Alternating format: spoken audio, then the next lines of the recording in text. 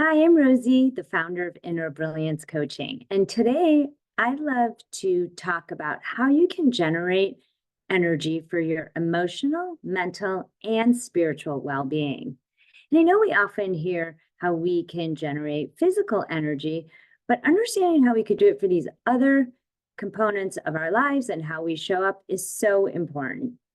And I know it's important because I help my clients use these exact methods so that they can feel more energized as they seek to live life according to their own vision and ultimately flow through their lives and fuel their next steps. Now, my two suggestions are concepts you may have heard before, but I'm adding a little twist.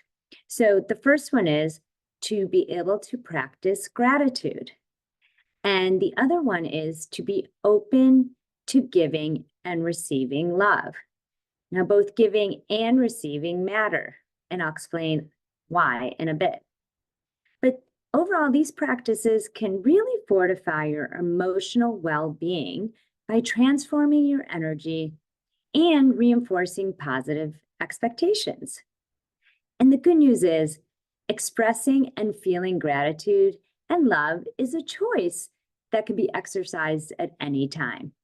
In fact, daily expression of these sentiments is so critical to not only being happier, but ultimately getting what you want more of in your life. So let's first talk about how expressing gratitude can benefit you. There's a study conducted by Robert Emmons and Michael McCullough, and it was presented in the Journal of Personality and Social Psychology, that revealed how people who focus on what they're grateful for are both emotionally and physically healthier. In fact, your brain actually notices patterns to more easily process all of the input it receives. So if you could keep thinking about what you're lacking, you'll keep noticing what you don't have. And you'll keep thinking you're not getting what you want in life. So again, this is where you have a choice and power. If you shift your thoughts to focus on what you do have and what makes you happy, your brain will continue to notice the abundance in your life, leaving you feeling grateful and ultimately happier, because that's how your brain operates. It looks for information a certain way, and you can use your mind as a filter for what to look for. So to help shift your mindset and your energy to practice gratitude, try using these three techniques. The first one is say three things you're grateful for in your life, again, every day. If possible, pick the same time of day to do so, whether it's in dinner time with family or friends, maybe it's at night before you go to bed, or maybe it's first thing in the morning. It's just helpful to pick a consistent time so you're more likely to do it. And this is the twist that's so important. When you're thinking of things for which you're grateful, remember to experience the feeling, especially in your body, that's associated with what you're thinking about. The next tip is to identify one thing about yourself for which you're grateful for every day.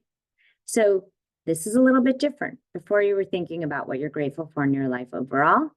Now you're taking time to acknowledge either who you're being or how your qualities are helping you have the life you want. So what could you acknowledge yourself for every day?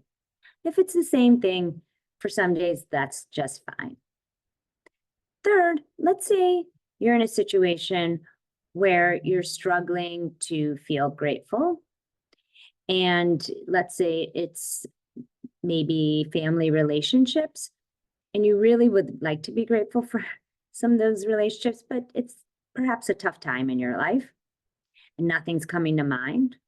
Try to relax and also look at fun pictures of your family.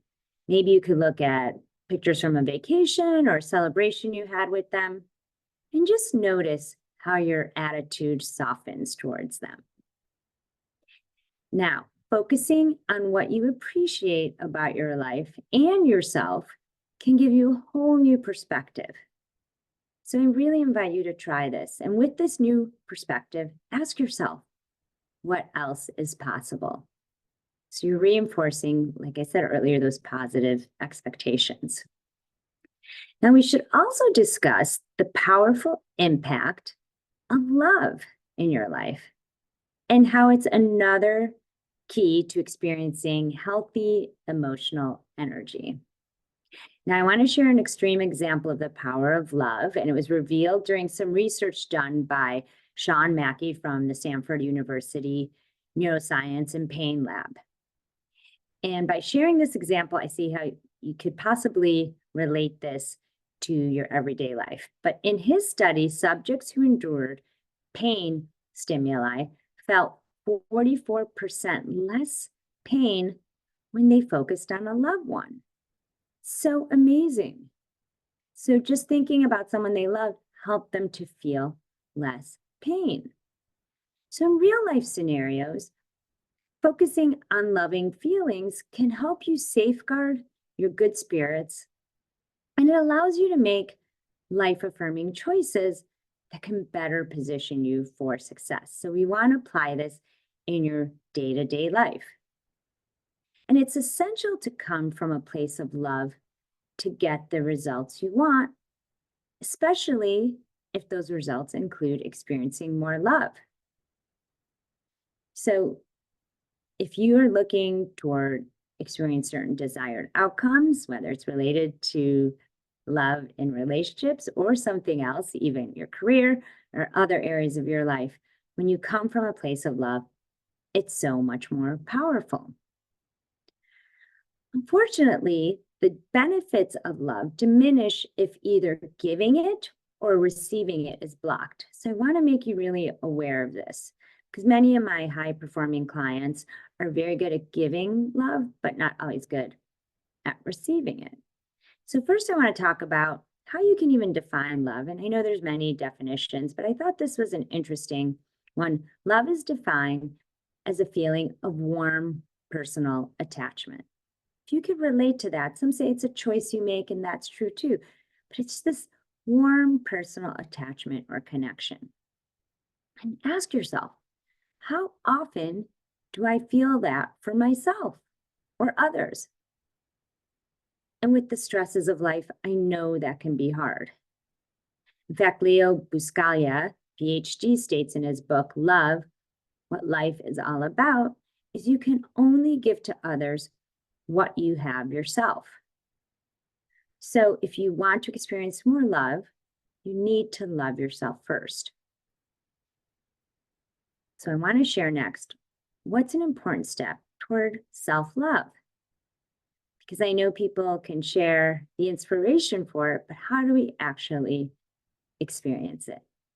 And one important step is eliminating old resentments and forgiving not only others, but also forgiving yourself.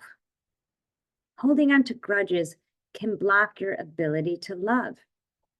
This is very important action. And after you release yourself from any past pain and start to truly love yourself, you can move on to receiving love. And then in turn, you'll be able to give love more freely. So I hope you can see that giving love is only half of the equation. To feel the true impact of love, we need to be open to receiving it as well. Now, the action of receiving, like I've said, is the other half of giving. So imagine they're all connected. And imagine if you're resisting that receiving of love, you're actually stopping the natural flow of the giving and receiving, no matter how much you give. Additionally, receiving love from another allows you to connect with that person. And research even shows that when you receive love, levels of serotonin, a neurotransmitter of happiness, increase just as much as when you give love.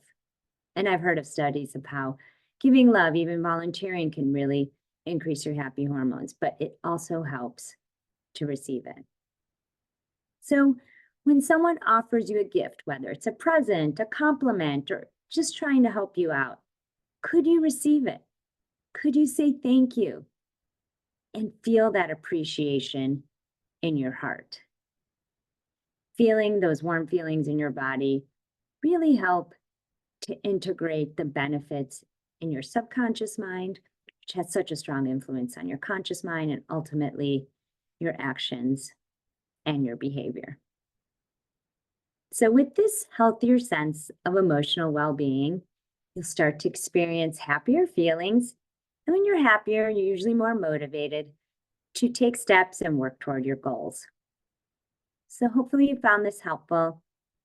And again, I'm Rosie with InnerBrilliance Coaching, and I help high performers go from stressed and frustrated to what I like to call happier high achievers who are more confident and stronger leaders in all areas of their lives so that they can magnetize results better than imagined with ease in work as well as at home.